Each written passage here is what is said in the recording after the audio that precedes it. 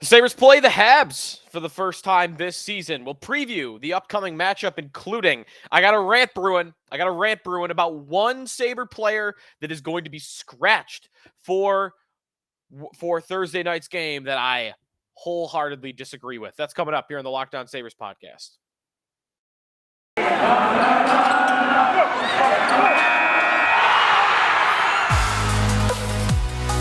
Your Locked On Sabres, your daily podcast on the Buffalo Sabres. Part of the Locked On Podcast Network, your team every day.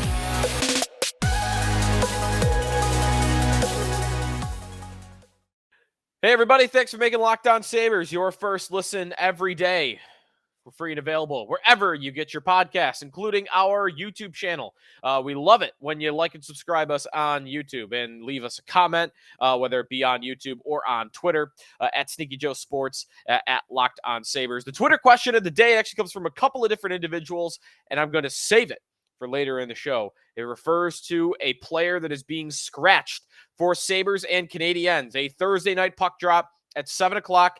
Sabres return home to KeyBank Center. We'll preview the game, look at the Sabres lineup, look at the Canadiens lineup, and look at some of the betting odds for tonight's game. That's all ahead here on the Locked On Sabres podcast. I do have one around the league headline to throw in here right at the top. In our sail across the Atlantic Division on our last show, talked about the Boston Bruins and how they've been unstoppable to start this season with a 6-1 record. And I made reference to on that show that they might see some regression in saves and shot percentage, but that might get counteracted by Charlie McAvoy returning at some point and Brad Marchand returning at some point. The original reporting on Brad Marchand, who had surgery in the offseason, was that he was going to miss a couple of months of the year, maybe December, maybe January is when he would be back. Marchand is back. He showed up at practice today, and he's playing. He's in the lineup, just like that. Just a stunner in Boston. So the Bruins, who already have been playing out of their minds good to start this season, they get another boost with Marchand going into the lineup for them on Thursday night. And I believe they play, who do they play? Red Wings. Bruins host the Red Wings tonight, also at 7 o'clock. So Marchand back, and Boston more and more looking like a team that is not dropping out of the Atlantic playoff picture. Montreal is the opponent for the Sabres tonight.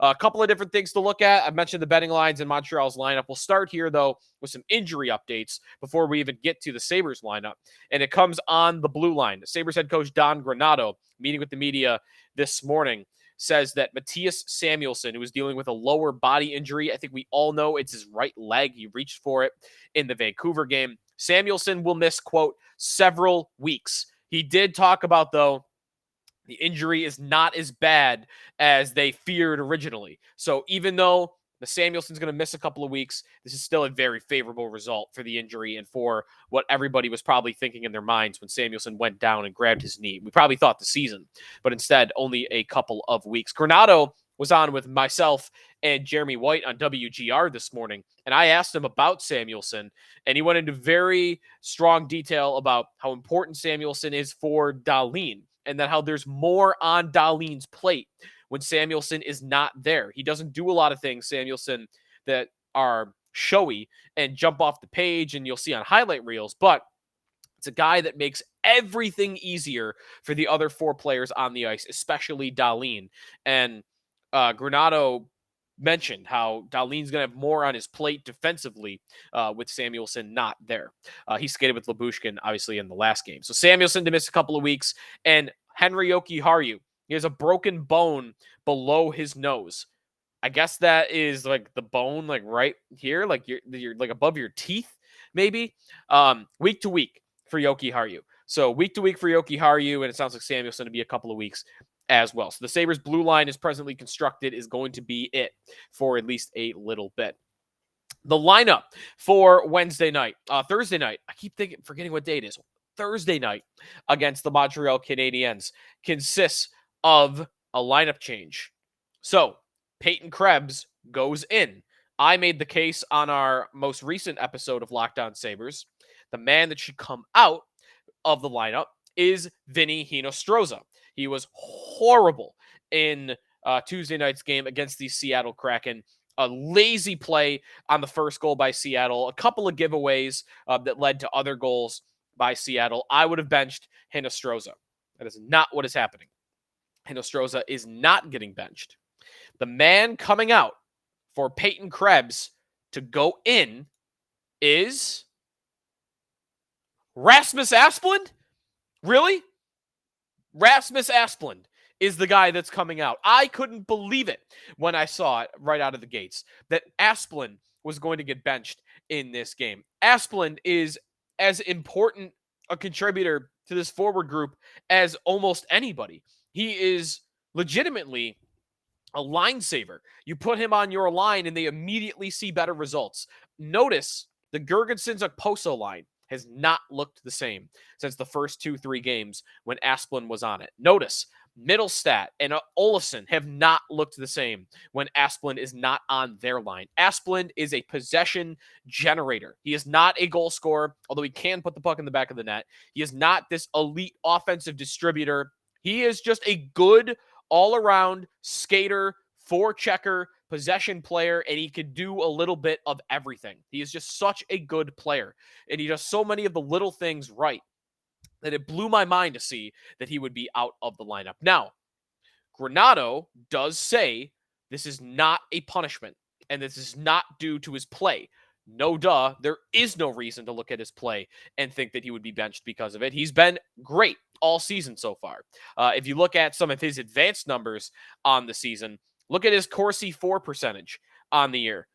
48%. That is 7th best on the Sabres lineup out of 21. And it is fourth best, among their forwards. Cousins and Peterka are two that are better. Expected goals for. Where do we have Asplund? 9th on the Sabres and 5th among their forward group. So he's been very strong all year. Far from the most deserving player to exit the lineup, but he's exiting the lineup. Granato says it is not because of a punishment, that this is a load management type of situation, that they want to rotate guys through when everybody's healthy, that it'll be a rotation. It'll be a rotation. But here's my thing. Who's in the rotation? Is everybody in the rotation? Would Alex Tuch get a game off at some point? Would Tage Thompson get a game off at some point? Is Kyle Okposo going to get a game off at some point, even though he's the captain? Who's in the rotation? That's my question. Because I don't believe Asplund, if there is a limited group, if everybody's in the rotation, that's a different thing. And we could talk about the merit and the positives and negatives to that, to everybody's going to have a game where they sit. Maybe that ends up happening. Like, is there a game Dylan Cousins is going to sit? I can't imagine that. He's been unreal, the best forward, I think, all season. But if there's a limited group that's in the rotation, I do not believe at all that Rasmus Asplund should be in that group. I think the group right now, if there is one that should be in the rotation, I mean, who could you argue for? You could argue for Vinny Hinostroza, of course, being in that group. You could argue for Zemgus Girgensons and Kyle Okposo being in that group. I guess you could argue for Peyton Krebs being in that group. He was a healthy scratch the last 2 games. Jack Quinn, maybe. I would say Victor Olofsson is more deserving of being in that group than Rasmus Asplund is. Olofsson is a one-trick pony with a shot. And if he's not playing on your top power play unit, then what good is he? He's just an average hockey player otherwise. So I don't agree with Asplund being out of the lineup unless, again, it is a situation where they really are going to bench everybody once if they're all healthy, and this is just the next guy in the rotation. But I am having a hard time believing that until we see it. So Asplund out of the lineup against the Canadiens, which means the lines for tonight's game get jumbled a little bit. So Tage Thompson will stay with Alex Tuch and Jeff Skinner. Casey Middlestat and Victor Olofsson, who were playing with Asplund, now will have Jack Quinn on their left wing. I do like this for Jack Quinn. Quinn is getting now an opportunity to play with more skilled players. He goes from Girgensons and Okposo to Middlestat, who I think has been pretty good so far this year, carrying the puck, showing off his speed, and Victor Olofsson, who we know can shoot the puck on the other side. So a skilled line, Jack Quinn finally gets on. I do like that. The other lines for tonight's game. Dylan Cousins will remain with J.J. Peterka and Vinny Hinostroza. Peyton Krebs will re-enter the lineup back with Zemgus Girgensons and Kyle Okposo. So that's the Sabres lineup for tonight, at least up front. The blue line remains the same. Rasmus Dahlin with Ilya Lyubushkin, Owen Power with Jacob Bryson, and Lawrence Pilot with Casey Fitzgerald. Oh, and tonight's starting goaltender is expected to be Eric Comrie. I like that. That's 5 of 7 that Comrie will start, which means he is being treated as the number 1 goaltender. Not 1A to 1B. Comrie the number 1, Anderson the number 2. And I think that is how it should be. And so far, Granato is acting like that is how it is going to be. All right, we'll take a timeout here. What's going on with Montreal? How's their season off? What kind of start is their season off to? And we'll go through their lineup. Who's in goal? Will the Sabres see another backup goaltender? Come back and find out here on the Locked On Sabres podcast with Joe DiBiase. Welcome back to the Locked On Sabres podcast with Joe DiBiase. We are brought to you by betonline.net, your number 1 source for betting football, hockey, and the start of the NBA season. Find all the latest player developments. I like using it for my fantasy lineups, using odds to determine a close lineup decision. I'm doing that this week with Darrell Henderson of the LA Rams and Raheem Mostert of the Miami Dolphins. Oh, Mostert's got a higher over-under rushing yards. I'm putting Mostert in. Also, news, podcasts, in-depth analysis on every game in every sport. And as always, BetOnline remains your continued source for all your sports wagering information with live betting and up-to-minute scores for every sport out there. You got Thursday Night Football tonight between Baltimore and Tampa Bay. Live scores, live stats, and whatnot. The fastest and easiest way to check in on all your favorite games and events, including the World Series, MMA, boxing. You got Anderson Silva and Jake Paul this weekend. Golf. Head to their website today or use your mobile device to learn more. Bet online, where the game starts. Joe DiBiase here on the Locked On Sabres podcast. Thanks for making us your first listen every day. When you're done with us, be sure to make your next listen Locked On Today's Sports for your from the games that matter. The most to the biggest stories in sports go beyond the scoreboard and behind the scenes with local experts and insights only Locked On can provide. Locked On Today's Sports Today, available on this app, YouTube, and wherever you get your podcasts. Sabres and Montreal Canadiens at KeyBank Center. The Sabres' first home game in, a week and a half here.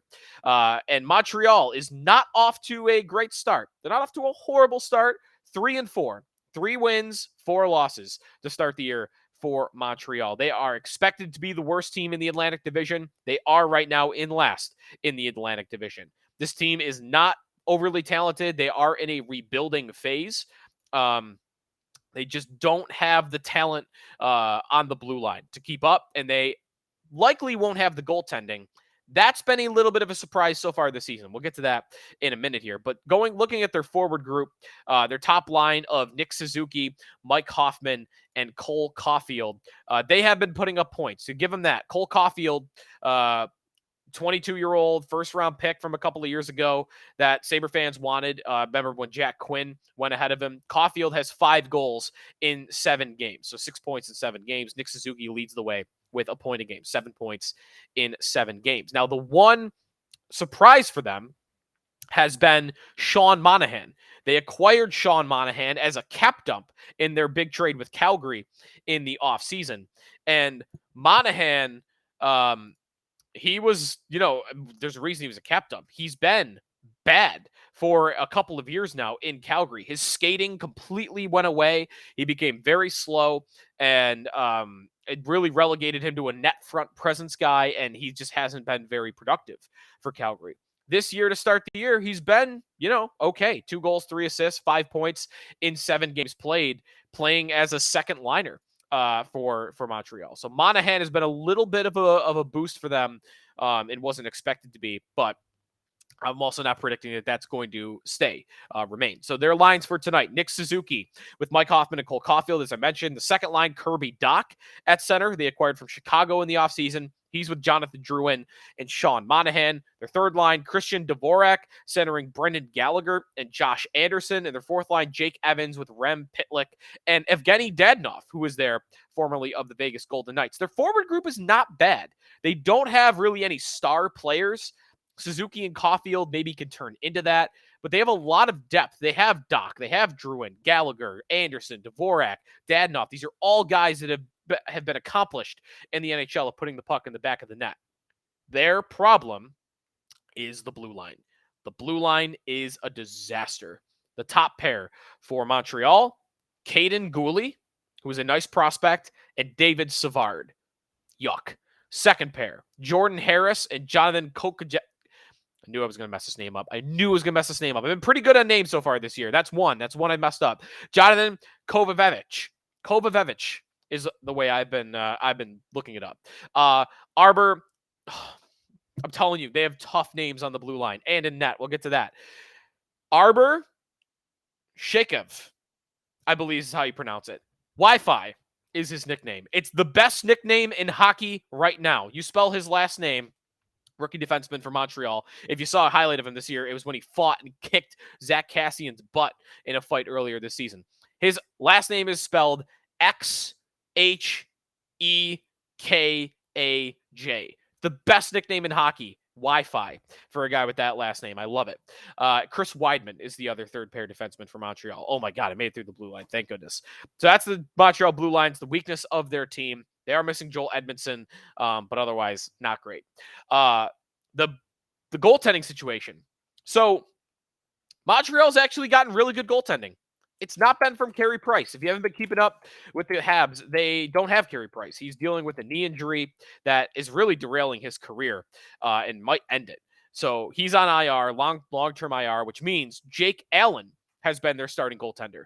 He's been their backup for a couple of years behind Price. He started when Price has been out with injury or personal problems. And Allen is entrenched this year as their number one. He's been great so far this season. Goals saved above expected at moneypuck.com. Jake Ottinger is number one. Jake Allen is number two.